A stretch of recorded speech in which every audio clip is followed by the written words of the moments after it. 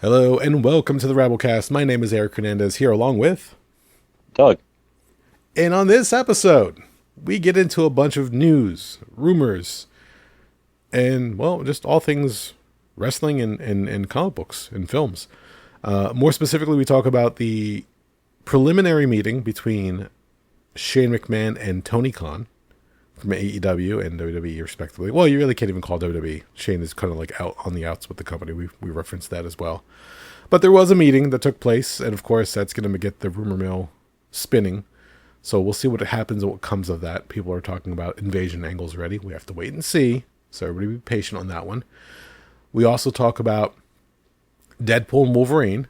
So spoilers, if you have not seen the film yet, first off, I would say go watch it. It's a lot of fun. Or if you're like Doug, go online and read it. I'm sure there's a few summary or synopsis somewhere out there online, and people will give you the rundown as far as like the different key points. And then from there, we go into Hall H for San Diego Comic-Con and the different announcements that came out of Marvel and Marvel and Disney.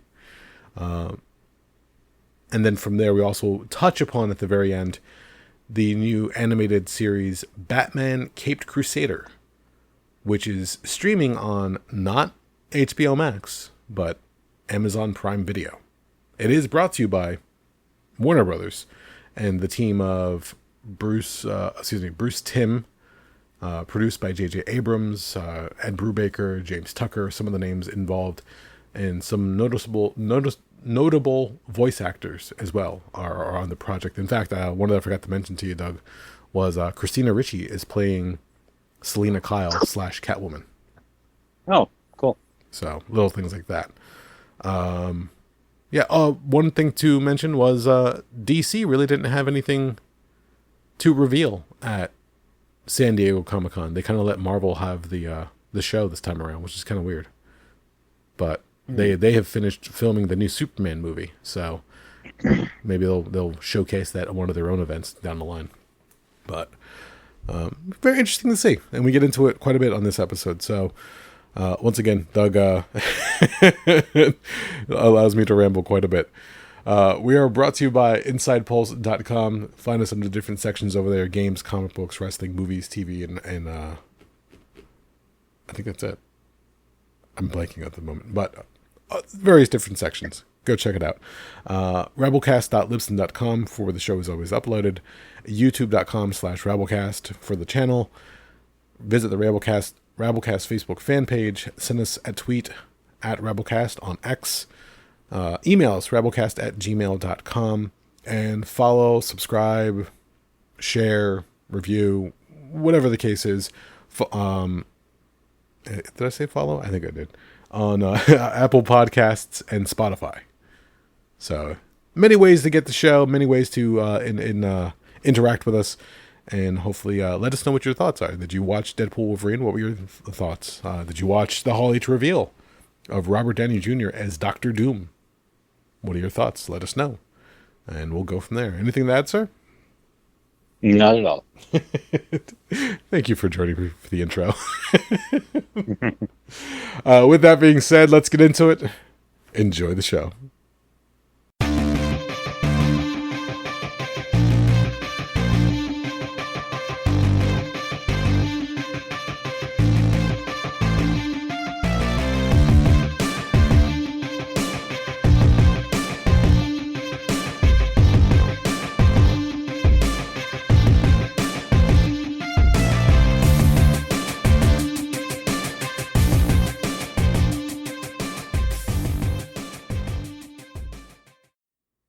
All right, here we are on the Rabblecast. How are we doing this evening? Not too bad. A little warm. Not to where we have to worry about any equipment failure this time around. Fingers crossed. But we'll see what happens. How are you, sir? I'm keeping it together. How are you doing? I'm hanging in there. For anybody who's been wondering, the new job is going fantastically well. It almost feels like I'm waiting for the other shoe to drop. What do you mean? It's almost going too well. Like, okay. because my last job was so stress inducing and so frustrating when it came to like micromanagement. That this one, literally, there's nobody telling me to hurry up or do this or do that. They're just, for the most part, everybody just keeps asking me, so how do you like the new job? It's great. Cool. Keep it up. All right. I was very happy because part of what I'm working on now involves equipment for New Jersey Transit for their bus and rail lines. Okay. So whenever you get your tickets, the little printer machine that's inside the larger cabinet, so if you get your daily, weekly, monthly, or annual pass, whatever the case is, there's this machine that has 4 different channels and it prints out the different tickets. Well, at this point, all I have to do is get whatever little printer is sent back. If there's a red tag on it, double check what the failure or the reason why it was pulled, go through it, try to find that problem, solve the problem, otherwise just clean them up, oil a few spots here and there for bearings, for little rollers that it has so that it can pass the tickets through, and just test it once again, make sure that it works, and pass it along. Well, cleaning and maintaining them is one thing, because that's pretty simple. But if there's a failure on it, now I'm looking for failures that I have not seen yet. So I'm trying to challenge myself. And I've already solved 4 different printers that had like off-the-wall faults or failures. And when I've been showing the guys that I'm working on, that I work with in the shop, and each one of them is like, we haven't seen anybody actually take these apart. Like, you're the first to do it in a long time. So if you're willing to, keep it up and, fix them and put them back out in the field, and hopefully they don't come back as frequently as they used to. So, all right, there you go. Yeah, my troubleshooting skills are being put to use. I'm solving a few problems here and there. I've, put to bed a few electrical issues, and I'm learning slowly but surely the overall makeup of the little unit itself. So it's electronics and mechanical troubleshooting and assembly. So it's not fucking bad. Again, nobody bothers me. I'm doing my thing, putting my time in. Overtime is available as long as there's the work. So I was like, this sounds great so far. Please, don't let this fucking go sideways. So I'm enjoying it for the time being. I keep telling everybody I'm in my my honeymoon phase as far as a new job is concerned. I hope it stays this way. If it gets better, great. If it starts to sour, hopefully we can, stop that before it goes too far. We'll see. But for now, I can't complain. So. All right. Good. How about you? I was actually going through some of the older episodes, and I remember back in the beginning of June, you had started your new, you had been given the new gig. How's that going so far? I'd rather not talk about it, to be honest with you. Okay, fair enough. Yeah. All right. Well, let's take you away from that then, and everybody else listening, to a bunch of different news, because there's been a lot going on in the world of pop culture and all some of the different subjects that we talk about frequently. More specifically, I'll touch upon one that I've been curious to get your take on, and that is you really can't even say alleged, because there is photographic evidence. There is a picture of Shane McMahon and Tony Kahn from AEW sitting in a board meeting together. Really? What are your thoughts on this? Well, this is actually the first time hearing about it. Oh, really? Yeah, this is news to me. Is there anything, do you have any other information you can give me about it? Okay, so the way this all started is a few weeks back, there was rumors that Shane McMahon had been vying to possibly buy out AEW. Oh, wow. Okay. And this comes on the heels of Vince being outed from WWE and all the drama that's going over there, and the continuing situation with the case brought forth by Janelle Grant. Mm-hmm. With Vince being outed of his own company, people are saying that he's going to probably start another company and start fresh and compete with the WWE at this point. How Shane works into all this, I'm not entirely sure, but everybody keeps bringing up the idea that Vince, when he bought out WCW, he had Shane do the Cold Day in Hell, and when he bought and appeared on WCW storyline, and bought the rival company so that he can compete against his father, and it was the invasion of WCW, ECW against WWE.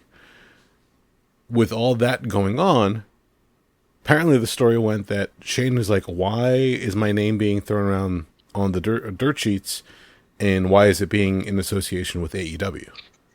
And people are like, oh, here's the rundown. And they gave him the rumor and everything else as far as speculation. He goes, oh, okay, interesting. Well, apparently there was some truth to that, or at the very least, this might have contributed to him saying, hey, if that's the case, maybe we should talk.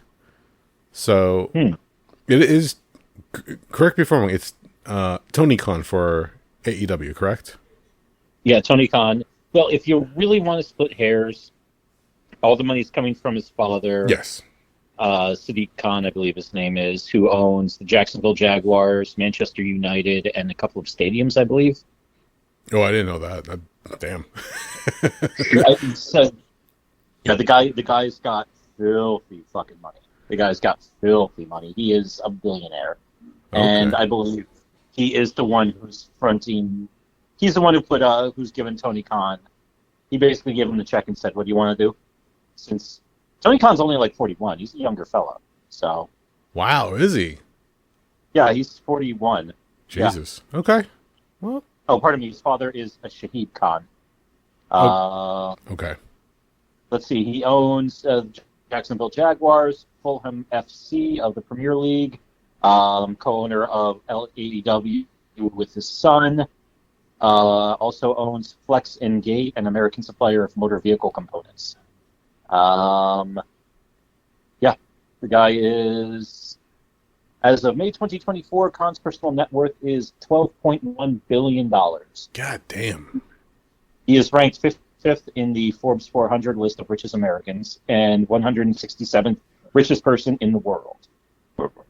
Okay. Wealthiest man of Pakistani origin. And this is all on the Wikipedia. Damn. All right, well, there you go. With all that. Sorry. What's that? I'm sorry. I kind of derailed us there a little bit. What were you saying? No. I mean, with all that brings, the ownership of a wrestling company.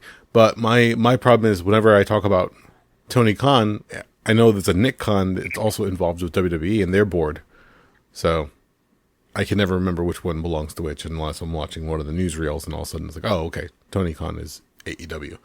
But no, so yeah, the picture came out recently. I think it was recent as this past Monday or Tuesday, where they met together in this small little conference room. I don't know I don't know if the picture was like snapped on the fly or if it was like they posed for it. Don't know what the case is, but now people are starting to say, oh, if Shane buys out AEW or joins AEW for whatever reason, then WWE and AEW can have some type of competition, some crossover going on. I don't know if that's going to happen.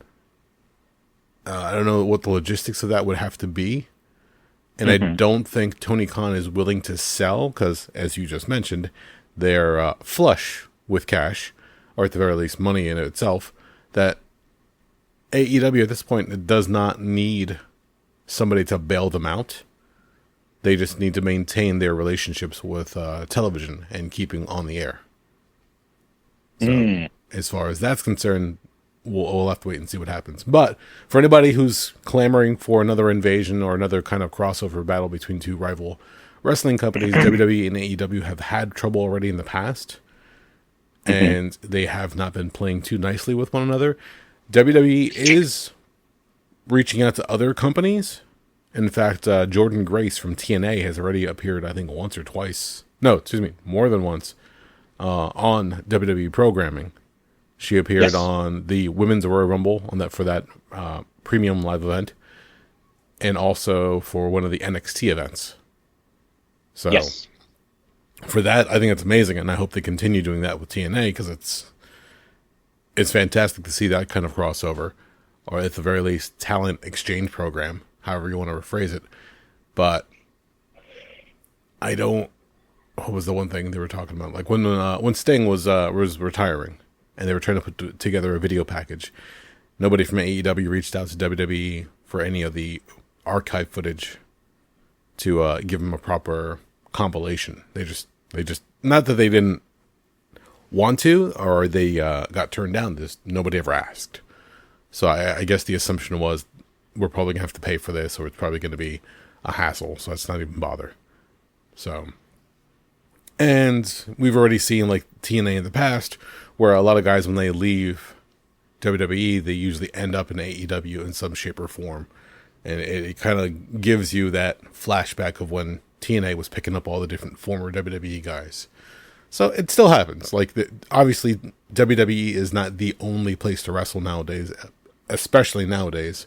There are many different areas where they can go to continue to perform, but this was just a preliminary meeting between the two of them. We know that. All right. We know Shane has money, not just for his own, but he also married into money. So there's a lot of back and forth that can happen here. Depends on what's going to happen. Who knows? Maybe they're just talking about like airing rights for AEW overseas. Yeah, this could, and that's the thing, because I know he's had some past dealings with a couple of companies that run streaming services in, I believe, China and different parts of Asia. Correct. It's safe to, this meeting could be for 100 different reasons. And also at this point, we don't know exactly what Shane McMahon's relation is to the WWE. I mean, obviously he's legacy. Obviously he's worked there quite extensively, but we also know, he left there in some really dicey circumstances. Yeah. How bad, I don't completely know, but we know shit was not good. Yeah, it all ties back once again to Vince McMahon's behavior, the way he was, handling business at the time, whether it was behind the scenes or with the wrestlers, and things got questionable. And we may never know the actual truth about why he left. But like, did Shane know what was going on with the whole Janelle Grant situation and or other situations that may be unreported at this point? Did he not condone it and just say, "Screw it, I can't deal with you. You're a mess." Whatever the case, this is all just my words. But whatever the case that was, you're right. Him and Stephanie, they both kind of like took a step back from the company for a while, where they just weren't sure how to go about things. They just did not want to be associated with it at the time because they didn't agree with what was happening from what they saw. Uh-huh. So with all of that, however that's going to play out, however that turns out, I know there's some more developments, not huge, but developments have been happening for the Janelle Grant case that do not look good for Ms. Grant, unfortunately. Mm-hmm. And that's just, unfortunately, lawyers playing the game as far as, this wasn't presented in the proper way, or if that wasn't, recorded a certain way, whatever the case is. They always look for the technicalities and loopholes to game the system when it comes to this kind of situation. So Vince's lawyers just might be that much better at playing the game, unfortunately. Mm-hmm. So Vince might skip through this one with very little to no circumstance. We'll have to wait and see. So I'm not going to speculate any further on that one. I feel bad for the situation to begin with. So we'll see. So all said and done, a meeting between a McMahon and a Kahn. Everybody's wondering what the hell is happening. Speculation started jumping around. Of course, all the websites online were saying, this means an invasion. Oh, this means a buyout. Nothing yet. It's preliminary. First meeting. See what happens. If there are further meetings, then we can start playing the speculation game a little bit more, and we'll probably have some more clues as to whether it is Shane joining. I really doubt he's going to be buying out, like we mentioned before, or, as we just mentioned here, it might just be helping AEW get a more global reach as far as their programming is concerned. All possibilities. Well, there we go. All right, so moving on from that one, we also have a bunch of news when it comes to comics and movies, and more specifically Comic-Con. So let me start with, did you watch, and I know you probably didn't, because when I ask you if you watched the new movie, you're usually a no on this one. But by chance, did you catch the new Deadpool Wolverine movie? No, but I went and I read everything that happened in it on Wikipedia. Okay. So, I was able to catch it last week, Friday, with a good friend of ours. Dan was able to get some tickets, and I joined him. And for, what was it, like 2 hours plus? Pretty damn good movie. For anybody who's been a fan of the MCU, and especially the Fox movies, when it comes to the X-Men and Deadpool, Deadpool Wolverine is fan service to the utmost degree. They give you cameos, they give you flashbacks, they give you recreated comic covers and storylines, whatever the case is. You see a lot of different things touched upon, revisited, and it's... I heard it referred to as one big meta joke, like meta stand-up essentially for almost 2 hours. Mm-hmm. To which my only response is, yeah, don't you know who the character Deadpool is? Like, exactly. For anybody who's complaining that this is not an actual movie, it's just using past Fox movies and MCU movies to generate its content. Yes, that's what the character is. So, once again, like, I'm a little confused by people who review this movie sometimes and don't understand where the material is coming from. That all being said, it's a rated R Marvel movie. It's now an MCU movie. So, I can't remember, I don't have the number in front of me, but it broke ridiculous records. Yeah, oh yeah. It's doing really well in the box office. It's coming up on its second weekend and still bringing in the money. Like, whatever the circumstances that bring Ryan Reynolds and Hugh Jackman together for this, because if anybody remembers the history, Hugh Jackman retired from playing the Wolverine after Logan with James Mangold when he directed that film. Yeah. The idea for that film was to give Logan his swan song in the films. Obviously, the character exists in the comic book still, and they will continue writing those comic books until, they no longer print them. Or who knows, maybe they'll even continue them in digital nowadays. But the idea was Hugh Jackman was going to give his final performance in Logan. They were going to kill the character off. Again, spoiler, it's an old movie at this point, if you haven't seen it. And the idea was he was going to walk away from the role, and eventually somebody else would be recast as Wolverine somewhere down the line. Then a few days later, he watched Deadpool 1. He goes, fuck! Because he and Ryan Reynolds are good friends, and he saw the performance, and he saw everything else. And from what it's been speculated or said, that once he saw the character of Deadpool in the first movie, he thought that Wolverine would make a great straight man for a comedy duo in that regard. The problem is, he already walked away, so how do you go back on that? Some time had passed, the second one had come out, and then eventually Hugh Jackman called Ryan Reynolds and pretty much said, hey, let's do it. Like, I'm down. Like, let's go for that third ride together. It'll be the first time these characters get a chance to team up. And what the hell? What the hell was that? That is my youngest with his tablet. Hey, Jan!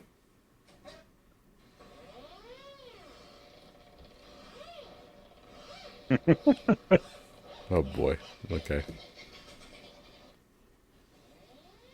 Give me 1 second here. Yeah, no problem, pal. I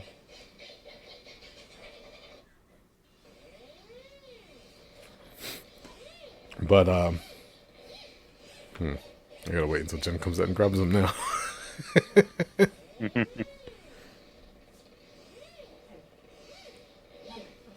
At the very least, we need to turn down the volume.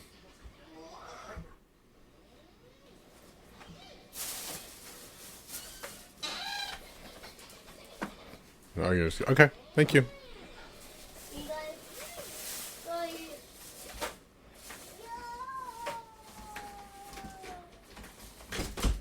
All right. Where did we leave off? Technical difficulties. Okay, so let me recap a little bit. They wanted to team up together as far as the characters of Deadpool, Wolverine, and to do the third film together. And at which point, they had to figure it all out. I think it was like something around like 12 or 15 scripts were written for Kevin Feige and company for their Okay. approval, and things just were not coming together. They couldn't find the right storyline or the right pitch to move forward with. At one point, finally, when Hugh Jackman calls Ryan Reynolds and says, "Let's do this," apparently he didn't even call his agent. He agreed to do the film before even speaking to his agent. Wow. Which was a whole scenario, apparently. And then finally, when they did have the pitch meeting, when Ryan Reynolds sat down with Kevin Feige, a lot of it was pretty much like making it up as you go. Mm-hmm. Once he knew that he had Hugh Jackman on board, and they approved it. So at that point, it's like, fuck, what did we say in the meeting? They had to recall what the pitch was so they can actually write it down and put it together.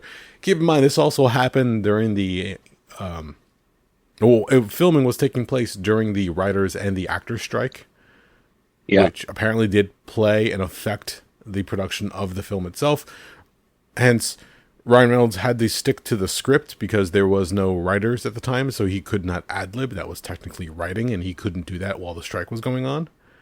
Oh, wow. I thought they were going to be able to go back afterwards once the strikes were over and maybe do some reshoots and maybe do some dubbing or ad-libbing or ADR, because the character wears masks, so it's easier to add lines in post. You don't have to worry about matching lip flaps or lip movements. But I don't know to what extent they were able to do that. Whatever the case is, the movie came out. A lot of fans love it. Jokes are plenty. If you have not watched it yet, Doug, I would recommend, if you find out whatever theaters around your area, whatever discount night they're running, go check it out. It's worth a watch in the theater. It's just ridiculous fun for a couple hours just to watch these two characters finally team up, go at it, team up, and finally try to figure out what the fuck's going on. No, I am going to get around to watching it at some point. I'm just not exactly sure when that's going to be. I'll probably go sometime in the next week or two, I figure. Okay. Yeah, I mean, like, I'm the kind of person where I already know, like, it's a lot of the spoilers for it, but it's not going to affect the movie because that's just not how I don't know, that kind of thing just doesn't really bug me, so I don't know. Well, same here. I was trying to stay away from spoilers because, let's face it, everybody was speculating as to what was going on, who was going to be in it, what character is going to be coming back. It was initially thought that this was going to be a version of Deadpool kills the Marvel Universe, only in this case it was going to be Deadpool kills the Fox Marvel Universe. Mm-hmm. Hence, since now Disney bought everything and has taken over whatever Fox properties there were, hence why now the Alien Queen from Alien is considered a Disney princess by a bunch of people now. Yep. So, I mean, it writes itself in that regard. But with this, yes, they did revisit a lot of stuff from the Fox movies, especially the X-Men movies. They tried getting back a bunch of different people who played previous roles. Some people opted out. There was a good example was somebody reprised the role of the Russian from the one Punisher movie with Thomas Jane. So it was not Kevin Nash. Oh, God damn. That's too bad. Yeah, unfortunate. Vinnie Jones did not return as the Juggernaut, mostly because he didn't want to go through the hassle of putting on the suit again. There were a couple other ones here and there. I had to find different people.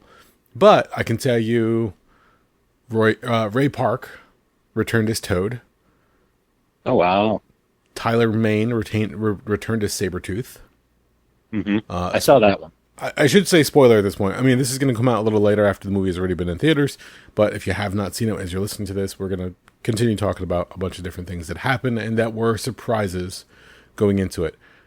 At one point, when Deadpool is looking for a Wolverine to team up with, because the entire idea of the movie is that his universe was going to be made unmade because it lost an anchor being. So the TVA, that was the organization in the series of Loki, the Time Variance Authority, one of the branches of that group essentially is reaching out to Deadpool to try to get him to help with another problem that's going on. And they tell him that, your universe lost its anchor being, his anchor being Logan from that movie with Hugh Jackman. He has to find another Wolverine to try to save his universe. So he starts time hopping when he steals one of the little temp pads. And he starts going through all different worlds and finding another Wolverine. And then this is a meta joke because as you're going through, they show a Wolverine from Age of Apocalypse. So he's got the black and red jumpsuit. His hair is all frizzed out all over the place, and he's missing the one hand on his left. Very much reminiscent of the Age of Apocalypse storyline, the alternate universe in the comics. He comes across a guy wearing a nice white suit with a patch over his face, hanging out in Madripoor playing card games. Obviously, that's Patch, another alias for Wolverine. He comes across a height-accurate Wolverine at a bar, wearing like a black tank top and jeans, and he was 5'3", and they played it for jokes because when he hopped off the bar stool, you can see how small he was compared to everybody else in the bar. What else? They had Old Man Logan from the actual storyline that inspired the movie Logan itself. They recreated the one comic cover for, I believe it was Uncanny X-Men number 251, where the Reavers essentially crucified Wolverine, but instead of on a crucifix, they hung him up on an X formation with a bunch of skulls all around him. That was, when you saw that one, that was a very awesome scene to see recreated live action. The one that made everybody laugh, at least anybody who caught the joke, was they come across a Wolverine who's big, tall, muscular, smoking a cigar, listening to music, rock music, working on his motorcycle. And as Wolverine, or Ryan Reynolds Deadpool, walks up, he's all amazed when he sees the guy turn around and he goes, "Oh my God, it's true. It's the Cavalrine, and it's Henry Cavill as Logan." Yeah, I heard about that one. And everybody was cracking up on that one, and to the point where he goes, "Oh my God, we're going to treat you much better than those shit fucks down the street." And he gets punched back through the portal, so we see Cavalrine for a very fleeting moment. All that to say is that they did a lot of homework and research when it came to the variant Wolverines that they were going to go for. And eventually he settles upon the one, which in the movie is quote-unquote the worst Wolverine, because he essentially stopped fighting and he failed his timeline. So he's no anchor being in his world, but his life is also nothing at this point, because the people that mattered to him are no longer around. The X-Men in his world were killed, and he blames himself, essentially. But this is also a Wolverine that actually wears the yellow and blue uniform. Mostly as a reminder of his fallen teammates. But Wolverine and Deadpool get together. They end up getting sent to the Void, which, for anybody who's not sure what the Void is, so if you get brought into the Time Variance Authority, they exist like this little pocket universe, essentially, that is outside of the timeline. When they have an asset that they track down and they no longer need, they prune them. And essentially they get hit with like this shock stick. When they're pruned, it looks like you're just pretty much being unmade, but you're actually being teleported to the Void, which is another area where all the refuse from all the timelines end up. That's where they end up. They come across a bunch of different characters. The funniest cameo, and again, this is a spoiler because it was a big one. When they first meet up, they beat the crap out of each other. It's some great fight scenes and choreography that they do in this film. Eventually, they come across this band of mutants that's working for Cassandra Nova, which is the evil twin of Professor X. As they're getting... they're about to get captured, essentially. And all of a sudden, you hear a familiar voice. And you see the shrouded individual up on this one scaffold. He jumps down, and they start playing the Captain America theme. You're like, holy shit. He pulls the hood off. It's Chris Evans. And even Deadpool's all excited about this, like about to give him a hug from behind. He goes, he's about to say it. He's about to say it. He's waiting for him to say Avengers Assemble as they're about to attack Sabretooth, Toad, and whoever else is on the opposite side. And just as he's all excited for hearing the Avengers battle cry, all of a sudden you hear him say, "Flame on!" And Chris Evans turns into the Human Torch. Oh, okay. And it was a great moment because they tease it, they play it up like he's about to beat the crap out of him hand to hand. He doesn't have a shield anywhere in sight, but he's still formidable. No, it's the Human Torch from the Fox movies, and they get caught, all three of them, and they end up going to Cassandra Nova's little base, which if you see in the trailers, they use the dead body of Ant-Man, of an enlarged Ant-Man, as their base of operations. They live within the structure of the body for their base, which is kind of weird, but a nice touch visually. Cool. All this stuff plays out, more and hilarity ensues as they go through. They somehow escape. There's also another being called Alioth, which again is a reference to the Loki series, that Alioth essentially feeds upon whatever beings are in the void. So once you get eaten by Alioth, you are in fact unmade at that point. And again, that's how they play it up. If you're not working for Cassandra Nova, you're out there in the Badlands, and eventually Alioth will get you. As they leave, they come across another Deadpool, a younger, cuter, top knot wearing Deadpool that does not wear a mask, and just annoys our Deadpool to no end. We also meet Dogpool, and later on you meet the Deadpool Corps, which we'll get more to in a little bit. But as you go through, he lends them a vehicle so they can get around the terrain, and it has to be one of my favorite fight scenes of the movie, hands down. You see part of it in the trailer where Wolverine and Deadpool are in a Honda Odyssey minivan, and the fight that happens within the van, I'm assuming, what's the sports called where they actually have two competitors start off in a car wearing seatbelts? I call it car jitsu. I don't know if that's what it is.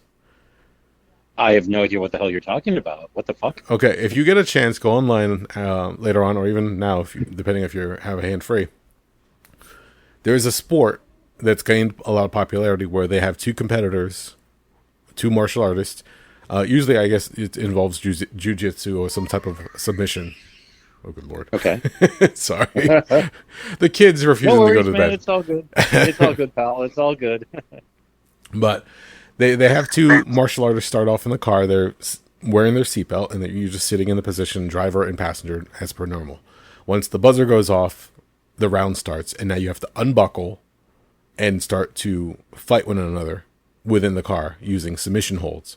And whoever can make the other one tap out wins. Wow. And there's some interesting moments where you watch this where like somebody goes to unbuckle their seatbelt, but then they grab the seatbelt and then wrap it around their opponent's neck. And that's what this, I'm sure, was inspired by, this fight scene in the Honda. And it's to the okay, sorry. The whole scene starts when they're smashing one another's face into the radio in the car, and it's to the tune of "You're the One That I Want" from Grease. Okay. So imagine just, again, a silly fight scene of them just cursing one each other out, breaking bones, slashing one another. Wolverine's claws do damage to a lot of people in this movie.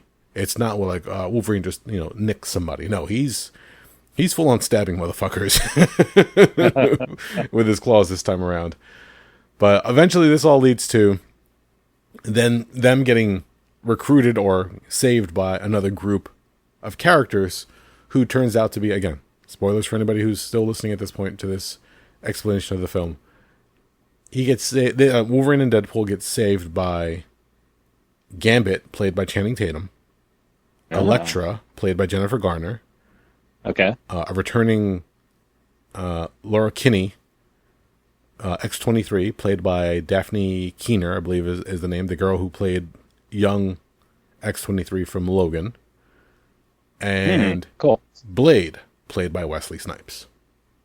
I heard about that, yeah. Which I heard that Wesley Snipes could be appearing in the film, but when I had mentioned it to Dan, I was like, take this with a grain of salt, because they have been releasing fake news to try to avoid the actual surprises being spoiled. But when you see Wesley Snipes walk on screen, you're like, motherfucker. Looks good as hell. He even has this one line when they're about to, finally get together and agree that they're going to go attack. That they're talking about different timelines and different characters. Like at one point, like, oh, how many Punishers have there been? There've been like 5 of them. And as Blade's getting ready to use a missile launcher, he goes, well, yeah, there's only been one Blade. And that's kind of a dig at Marvel currently and their problems at getting the Blade movie off the ground at this point. So, a fun little meta joke, like the rest of the movie is. The Channing Tatum appearance, they've been trying to do a Gambit movie for the longest time. Kind of like Deadpool. Also, the character also appeared in Wolverine X-Men Origins, but never got off the ground. And Tatum wanted to do the character so bad. I think it was Taylor Kitsch who played him in the Origins movie. Channing Tatum had it in development, was pushing it forward, wanted it off the ground. For whatever reason, Fox just could not make it happen. And I believe it was 2019 where they officially said, we're not doing this. It's just not happening. But Ryan Reynolds calls up, makes a few moves here and there, lets Channing Tatum come on board, and he finally gets a chance to play it. But oh my god, is it such a mishmash version of the character? Even so much so that they make fun of his dialect within the movie. It's hearing him try to do that Louisiana accent, like that Bayou accent. Yeah. You're like, oh, okay, cool, we got Gambit. What the fuck kind of gibberish is coming out of your mouth? Oh man, it was fun but painful at the same time. And then there was also the story of Wesley Snipes and Ryan Reynolds, who apparently did not get along with one another on the set of Blade Trinity, the third Blade movie. Oh, really? I did not know that. Yeah, well, that was when Wesley Snipes apparently was just being really difficult with everybody. Oh, okay. And it just, did not make for a pleasant experience with all members on the crew and cast. But, again, Snipes did not think that Marvel was going to go for it. Wesley Snipes did meet with Marvel about potentially returning as Blade, but they had opted to go with a younger actor in a different direction. Hence, Mahershala Ali is supposed to be playing Blade in the upcoming film. It just has not been able to come together just yet. So when he got the call from Ryan Reynolds, Snipes was like, I don't think they're going to go for it. Like, don't worry about it. We're going to make it work. He goes, okay, fine. So whatever problems they did have, they put them to the side, and they were able to get together and make an amazing moment as far as that character is concerned. So Blade did return to the screen for a short while. Mm-hmm. Yeah, that's pretty cool. This all leads into the culmination of them returning to Cassandra Nova's and attacking and everything else. I'm not going to bore you with that part of it if you want to watch it. As far as the actual story is concerned, they eventually get to Cassandra Nova using Juggernaut's helmet. They know that the only thing that they can do is use a helmet of some sort that blocks psi powers. And they figured that if she's going to be any kind of a telepath, then they need something that can do that. At one point, they mentioned Magneto. But that world's Magneto has already been pruned, so Magneto's not an option. They go for Juggernaut. You see this cool moment of X-23 and Juggernaut fighting it out, and she gets the upper hand, hence they get the helmet. And they are going to defeat Cassandra Nova up until you find out there's this whole other storyline now where the TVA agent essentially allowed Cassandra Nova to exist in the void so that he can enact his own plan, and his plan is to destroy the universe where Deadpool comes from. For whatever reason, this one TVA agent is a little bit more merciless when it comes to destroying timelines. Rather than letting them die out on their own, he takes more of a direct approach. So he has what's called the Time Ripper, what he's about to enact, and he just needed Deadpool and Wolverine out of the way so that he can finish destroying Deadpool's timeline. So this is Deadpool's whole impetus, is that he wants to save his universe because the 9 people that he loves exist in that universe. So he wants to make sure that they don't get destroyed. Once they finally get out of the void with the help of Cassandra Nova, they go after the TVA agent only for Cassandra herself to realize, oh, you have a Time Ripper? I'm going to use that to my advantage. And now she turns on Deadpool and Wolverine. This is where we finally meet the Deadpool Corps.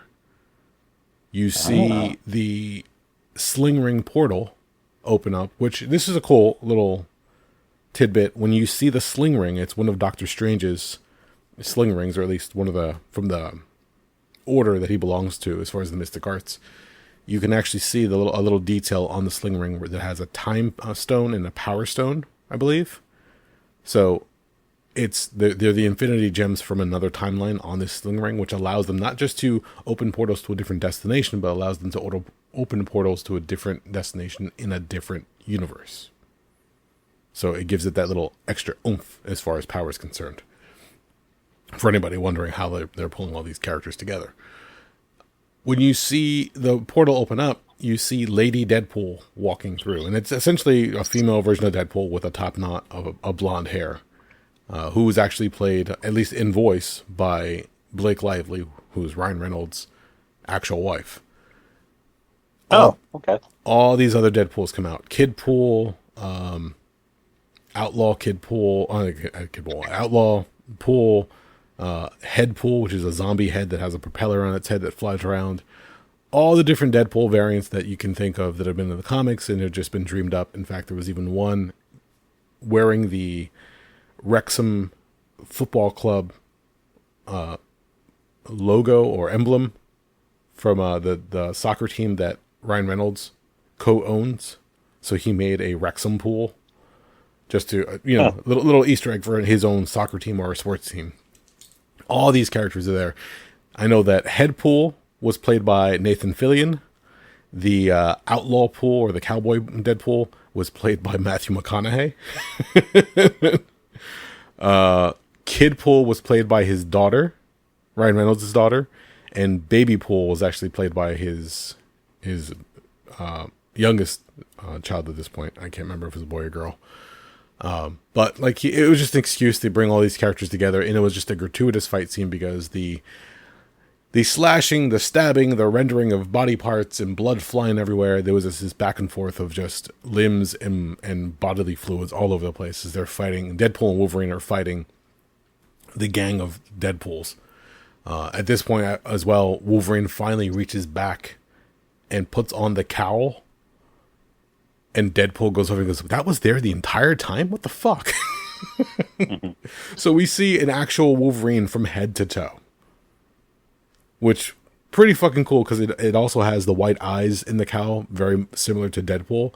And they're emotive, so they do change depending on his emotions or whatever he's going through.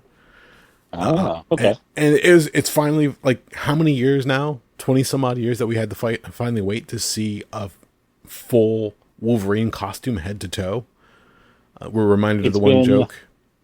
It's it's just a little over 24 years since the first X-Men movie came out. Yep. And the one joke is, it's like black spandex or black outfits. You really go out in these? What do you want? What do you, excuse me. I'm butchering the line. What would you prefer? Yellow spandex? Yep. And that was the joke there. In the X-Men 97 cartoon at one point, they make the opposite of that joke, where when they check out the uniform, see what's going on, and Cyclops says, "What would you prefer? Black leather?" So they played with the line here and there, and they had fun with it. But it was fun to see the whole thing happen. The climatic moment in the movie where Deadpool and Wolverine are teaming up because they're both going to make a sacrificial play to save the universe in question. And they're holding hands as this one machine is essentially ripping their bodies apart. And we see this moment of Hugh Jackman's costume just literally being burned off. And you just see a jacked Hugh Jackman yelling, still wearing the Wolverine mask, mind you. But you see his shredded abs and his chest and his arms. And Madonna's Like a Prayer starts playing, which is funny because apparently they wrote the entire script with the song in mind, only to have to secure the rights later to the song. So they had to actually go and visit Madonna and show her how the song was going to be used. And she helped out and gave some notes here and there. But it all plays out really well. All said and done, they do not destroy the Fox universe. In fact, they kind of leave it open in a sense. But they do have Wolverine and Deadpool come together and go back to Deadpool's place. And even X-23 returns with them. So that leaves the door open for a possible X-23 appearance down the line. And we might get another Deadpool-Wolverine team up. Who knows? At this point, I'm sure everybody would love to see another outing between these two. How they would make that happen, I have no fucking clue. But to finally get all that, it just... it's amazing to see that this movie finally got made and what they were able to push the boundaries on as far as the jokes, as far as the violence, the fact that, again, it is an R-rated Disney movie. They saw what, Logan was also R-rated. Deadpool was R-rated when it was just a Fox movie. But they pushed the boundaries. They kept it within certain lines. They make the joke that they can't talk about cocaine, even in all its little nicknames that it has. White Girl Interrupted, Forrest Bump, Would You Like to Build a Snowman? All those really silly, funny lines between Deadpool and Blind Owl, his roommate. But yeah, like I said, if you get a chance to watch it in the theater, it's a lot of fun. I'm gonna maybe go back before it leaves.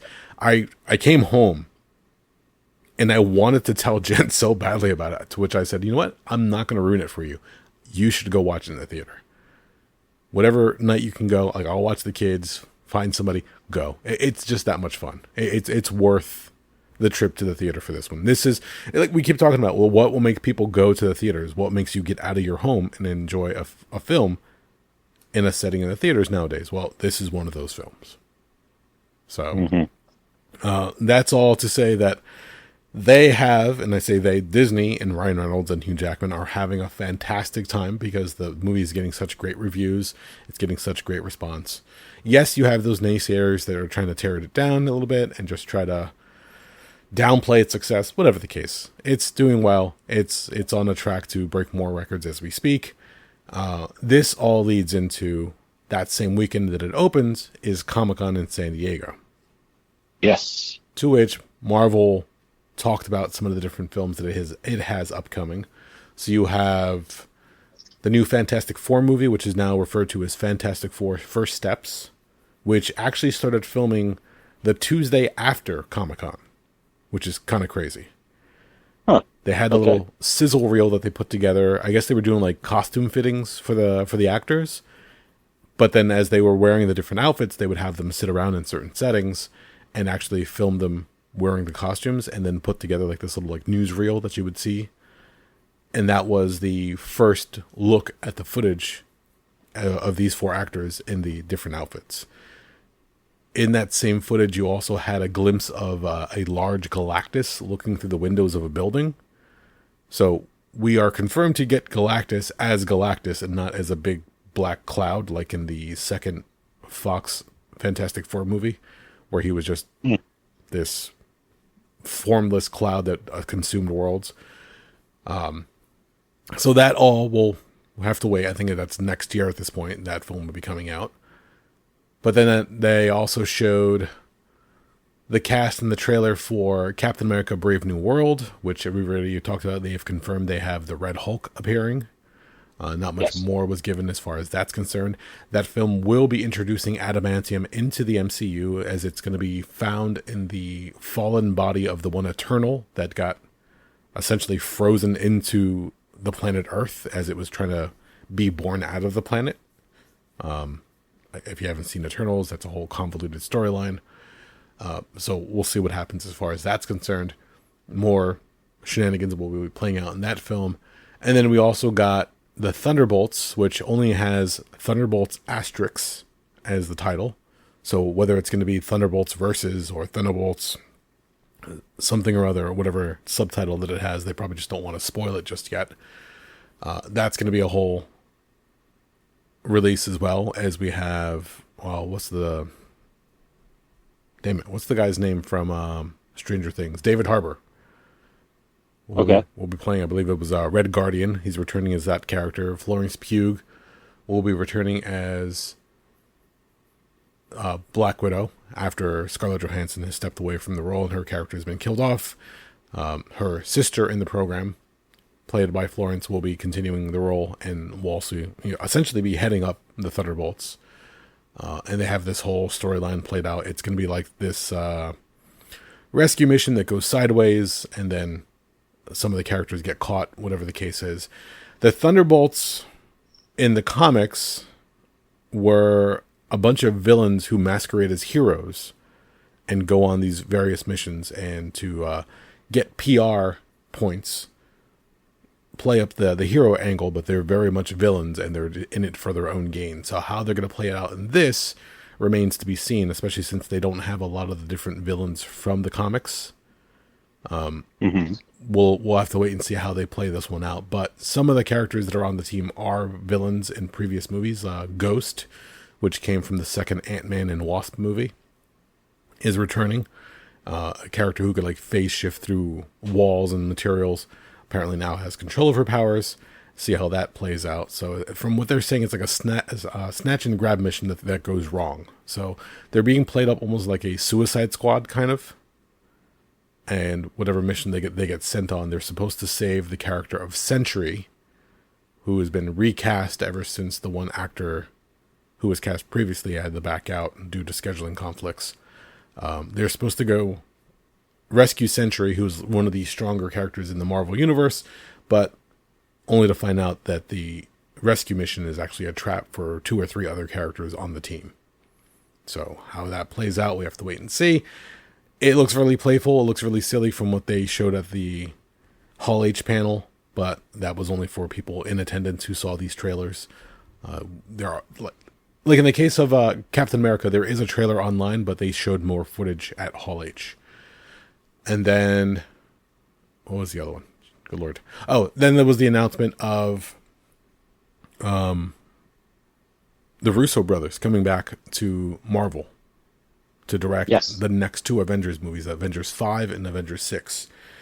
Previous to all this, Avengers 5 was supposed to be the Kang Dynasty, but because of the problems that Jonathan Majors ran into domestically and publicly, Disney decided to cut ties with him and said, hey, look, we're going to have to pivot and figure out what we're going to do. At a writer's retreat for Disney and Marvel, they were already talking about different ideas of what they could do to try to get away from the Kang storyline that they were trying to set up. Yes. The rumor at that point was, hey, we could pivot to Doctor Doom. It's a name that everybody knows. It's a character that everybody knows. We just have to find somebody who can play him and do the role justice. Well, the Russo brothers came back.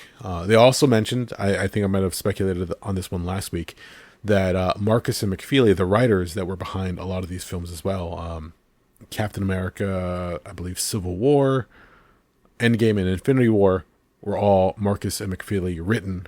Only one of them is coming back. I can't remember. I want to say it was McFeely who's coming back. The other one has not been confirmed because there was some type of fallout between the two. I don't know what that is or what led up to it, but the Russo brothers and one half of the writing team seem to be a pretty good formula so far to get back to the prominence that Marvel had. At the panel, they finally revealed who was going to be playing Doctor Doom.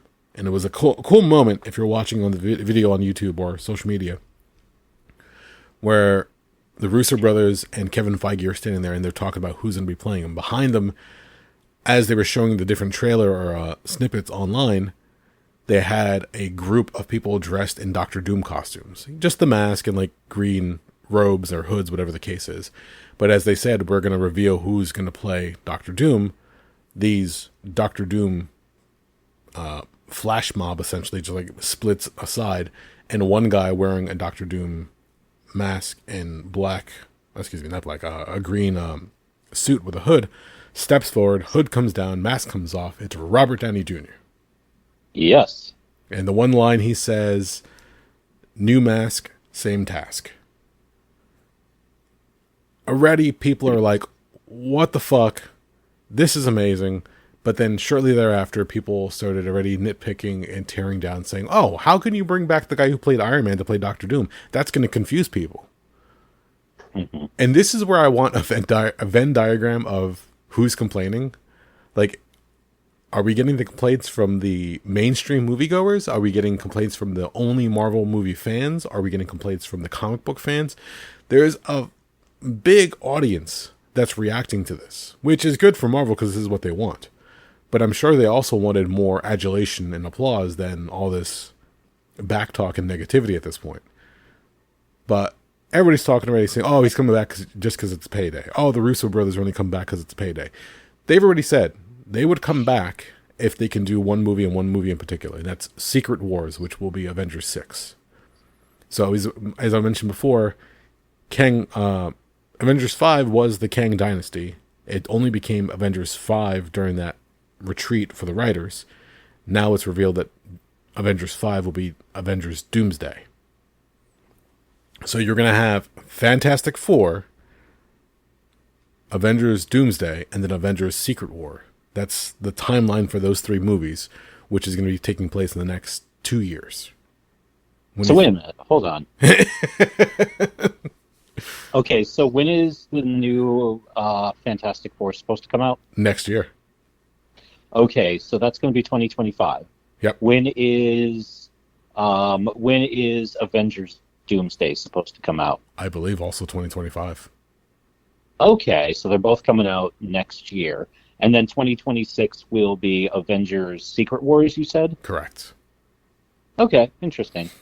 What do you think about all this? I'm torn.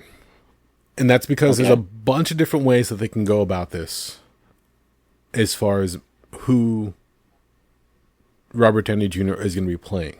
In terms of, is he going to be playing a Tony Stark variant that eventually becomes Doctor Doom?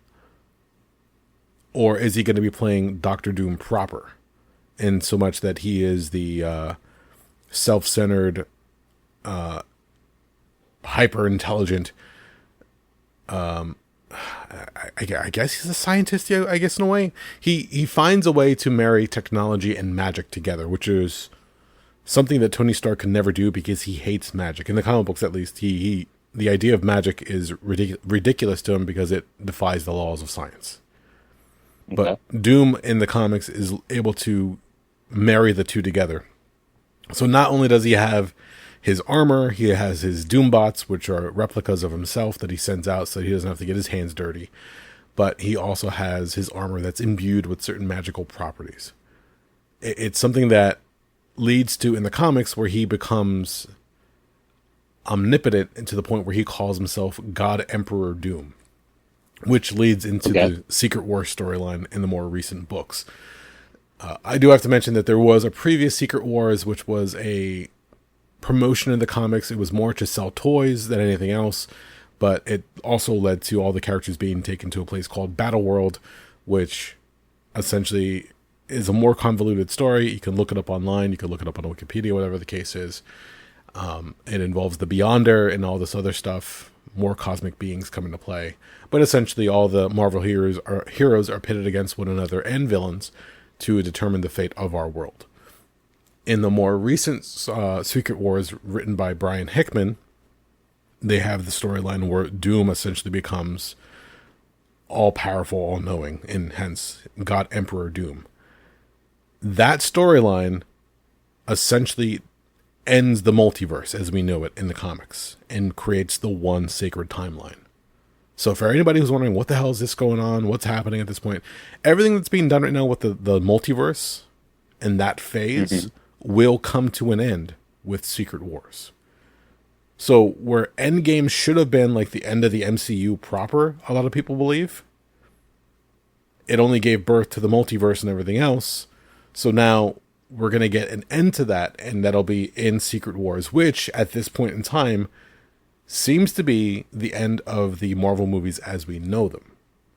Does that mean they're going to stop? Absolutely not. They're going to probably reboot and recast all the characters down the line so they can play with more storylines, but it'll be different people playing all the different roles now.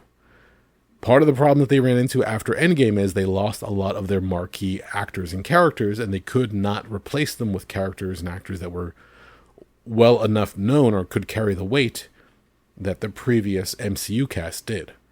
Chris Evans, Robert Downey Jr. I mean, they still have Chris Hemsworth in certain regards, but even he said he's going to be stepping away real soon. All this leading into the dilemma of how do we continue the gravy train? How do we continue the money flowing in if we don't have the actors who could grab the audiences as the past ones have? That's a question for future X-Men, or excuse me, future Marvel and Disney writers and actors to tackle with. For now, we're going to contend with what we currently have, and they look like they're going to be setting up their end at this point decently. So how that all plays out will culminate with Avengers Secret Wars. The question just comes back to, again, who is Robert Downey Jr. going to play? He was, initially Iron Man. He set up the MCU. He set up Iron Man. And if it wasn't for the success of Iron Man, you would not have gotten the 11 years of Marvel that ended with Endgame. Now he's the polar opposite of that. He will be the biggest villain in the MCU. How is that going to play out? It all depends on the writing. It all depends on how they want to tackle this. Which version of Doom is he going to be? And how that is going to affect the other storylines, characters, whatever the case is. But to do this in only 2 films, in my eyes, is quite an undertaking. You might get an appearance of Doom in Fantastic Four, I would imagine. But with Thanos, you had the seeds planted with Thanos early on, and you got to see glimpses of the character here and there. Now you're only going to get, again, Fantastic Four, maybe an appearance, and then from there you're going to get the 2 films to finally play them out in. And after that, Downey is gone again. So, yep, yeah. I do know that the Russo brothers will be getting paid a combined $80 million for both films. So good work if you can get it. Hey, absolutely. Like, fuck. Look, for the other 2 films, Infinity War and Endgame, you have to consider how many characters were involved in those films, how many different narratives you had to thread together for that to play out. And granted, if you knew the MCU history, it made it all the more rewarding. But for a casual moviegoer, if you were to watch those 2 films back to back, they had to make sense for those moviegoers. So they're doing the same thing with these 2 films. And again, it's going to come down to the directing and the writing at this point. All the characters involved, they're all under contract with Marvel and DC. So it's just, how do you get these toys to play nice with one another on film? I'm optimistic. I'm looking forward to it. I think it's going to be great. I think it's going to be a good move bringing back Robert Downey Jr. For anybody who's saying that it's lazy as far as casting, that he's only coming back for the money. He only came back because he got tired of being Iron Man. Like, how much more can you do as that character? You don't want to get typecast and stuck in this role for the rest of your life. He is an actor after all. He's a performer, so he wants to play different characters. Now he gets to come back and play a different character. That's, again, a complicated character, but on a different end of the spectrum as far as good and evil. Some would even say that Dr. Doom is not even a bad guy. He just has a more, a different point of view as far as saving the world. So in Age of Ultron, the Iron Man character says, I want to put a suit of armor around the world to keep it safe. Well, peace in our time. Exactly. And Dr. Doom also wants to do the similar task to keep the world safe, but it would be under his rule and his fist. Mm-hmm. So, I mean, it's, again, new mask, same task. It rings true. I mean, it sounds kind of glib, but it can be part of the storyline where they both have the same thing, where somebody can say, oh, Tony wanted the same thing, but, his was a little bit more benevolent type of protection other than what Doom is trying to do. So I don't know what that's going to mean just yet, and until we get more information going forward. I also don't know what that means for films like Captain America Brave New World and Thunderbolts. They did already mention that Blade will be the next R-rated film from Marvel DC, and that will be coming out in sometime 2026. So it looks like it might be after Secret Wars. Okay. So I don't know what that means at that point. Like, it looks like they're committed to making the movie, but I don't know how it's going to slot with everything else. But then again, we've also had movies that were supposed to take place earlier in the timeline, but weren't made until much later. See Scarlett Johansson's Black Widow. That took place before Endgame and Infinity War. But the problem was you knew the character at that point was killed off, so there was no threat or high stakes in the film because you knew the character of Natasha Romanoff was not going to be killed during Black Widow itself. So you're like, oh, you're just watching this character on autopilot, essentially. Yeah, it was kind of a bummer because it's like, yeah, we know she lives through this and she dies over here. So what kind of silly adventures is she going to have today? Yeah, it would definitely feel kind of like an afterthought. Yeah, and that's, came down to planning and scheduling, and also the pandemic didn't help out. But yeah, that movie suffered because of that, and the whole scenario of day and date release with Disney and the lawsuit that resulted from it, as far as Scarlett Johansson versus Disney.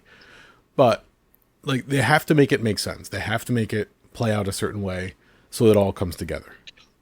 I don't know how the contracts are written up, whatever the case is. I know Masha Harley is essentially very annoyed with the timetable, because I'm sure there's other projects he wants to go and do and take care of while he's waiting for Blade to be made.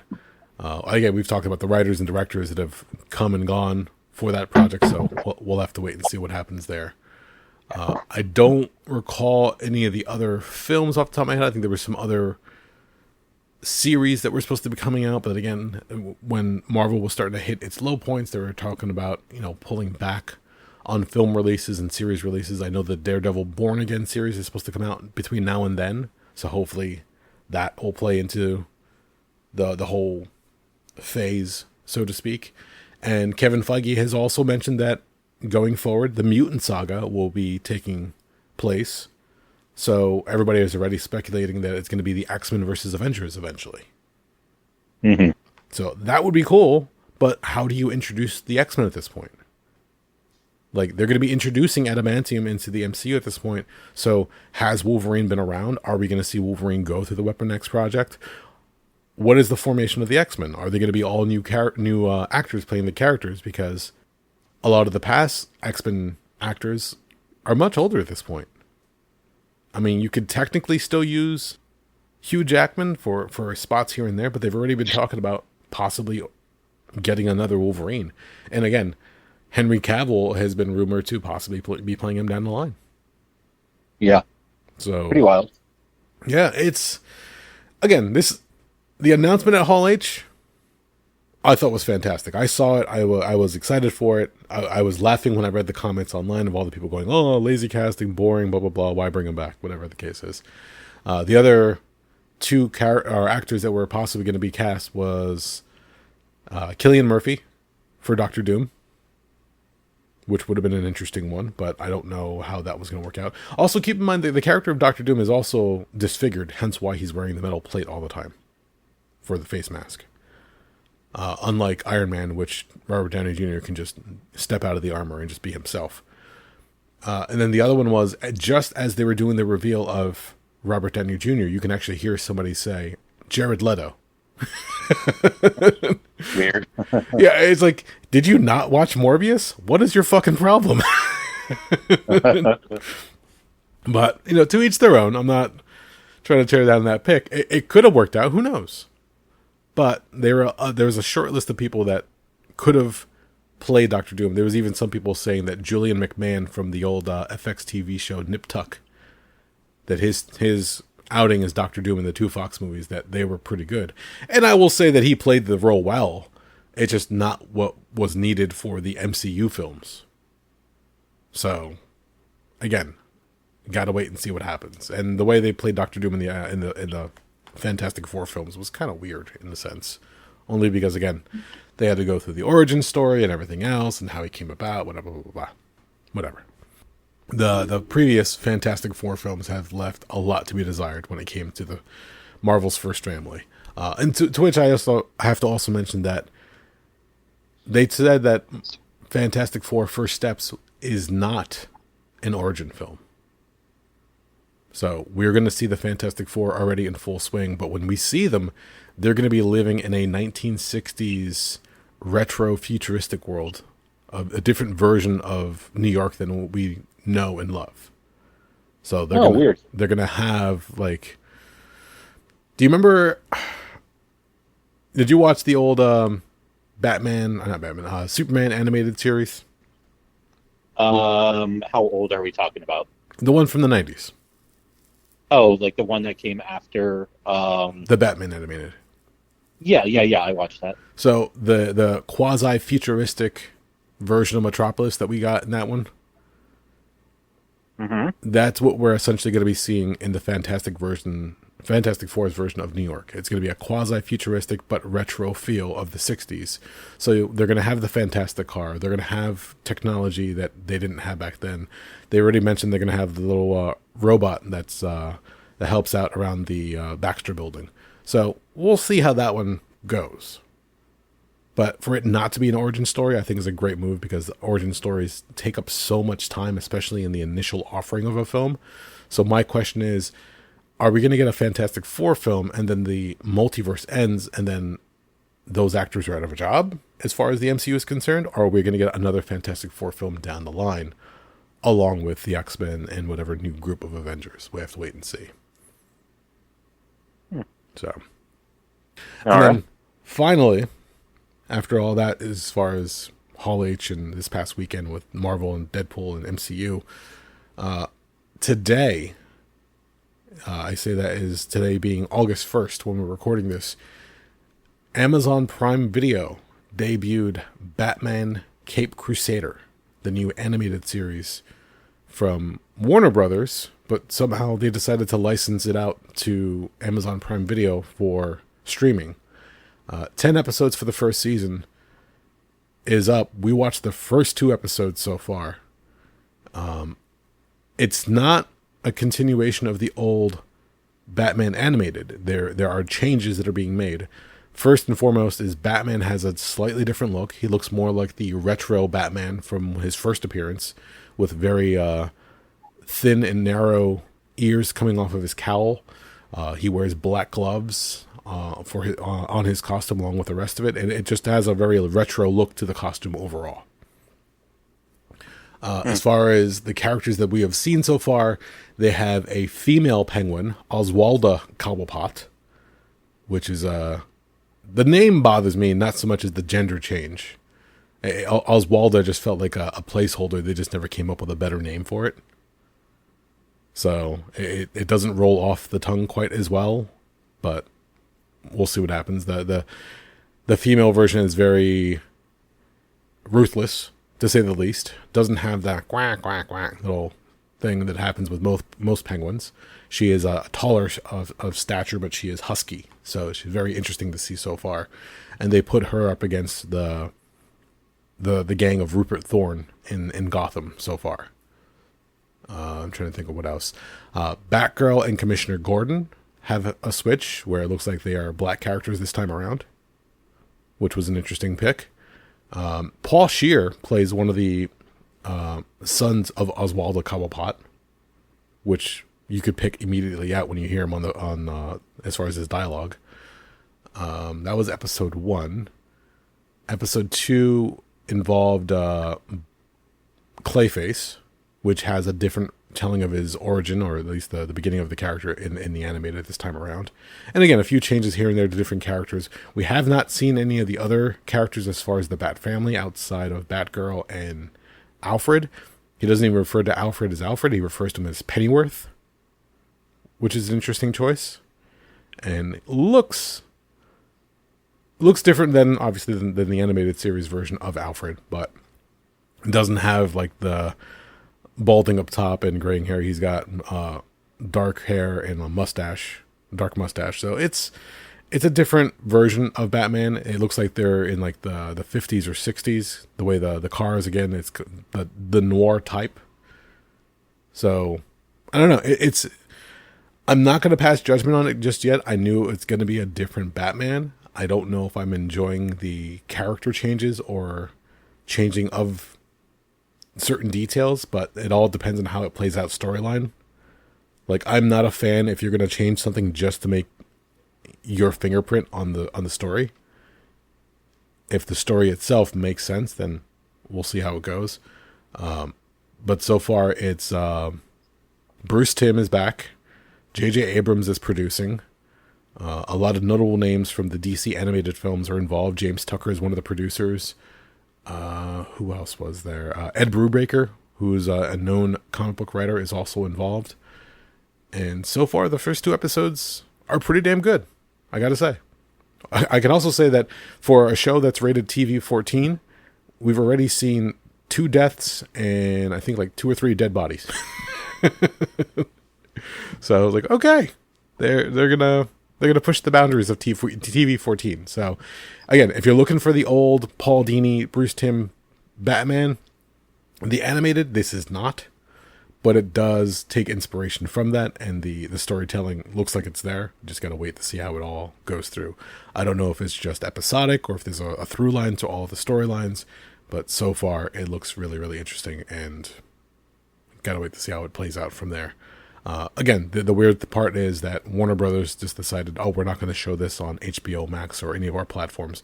We're just going to let somebody else pick it up and they'll show it on theirs. Because I think at one point Netflix was actually going to license it from Warner Brothers, but it just happened to be that Amazon beat them to it.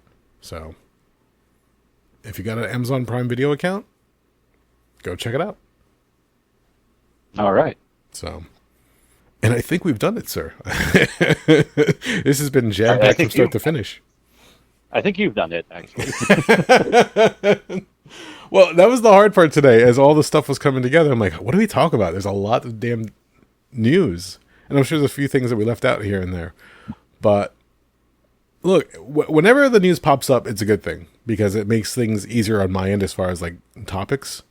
But at the same time, it's like, how far do you go down one of these rabbit holes? How far do we want to like cover some of this stuff? But being like, we just talked about Batman Cape Crusader, that's a newer one, so there's not much to touch upon there. The AEW WWE thing, like, you know, tidbits and snippets so far. The internet is churning as far as the rumor mill is concerned, but everything else just seems to be big and far-reaching. So I don't know. We'll have to wait and see. It all is a continuation. Nothing ever ends, especially when it comes to comic book movies. Let's face it. They want to keep making more and more. Oh, one last thing I wanted to mention as far as Deadpool Wolverine, and that is there's this one scene when he's in the TVA where they're showing him snippets from the MCU of like what he could do, because Deadpool in this movie wants to join the Avengers so badly because he thinks it's going to fix all his problems. But there's this one scene that's aside from everything else. Like, they show him scenes from Age of Ultron. They show him scenes from Infinity War and Endgame and other Marvel films. But the one shot that's shown that's out of context is Thor holding a beaten, bloody Deadpool. And Thor's crying. And when Deadpool points it out, he goes, hey, what's that? And Paradox, the name of the TVA agent, goes, oh, no, you're not supposed to see that, and like quickly switches the feed or the channel. So now the speculation and the loose thread is, why was Thor crying and holding Deadpool, a broken, bloody mess? And what does that mean? Does that play out in Secret Wars? We kind of have to wait and see now. Ah, okay. So a lot of people are already, again, speculation amongst nerds. But, okay, well, with that all said and done, if you made it this far, thank you for listening, especially to my incessant rambling. My name is Eric Hernandez. I'm Doug. And we are the Rabblecast.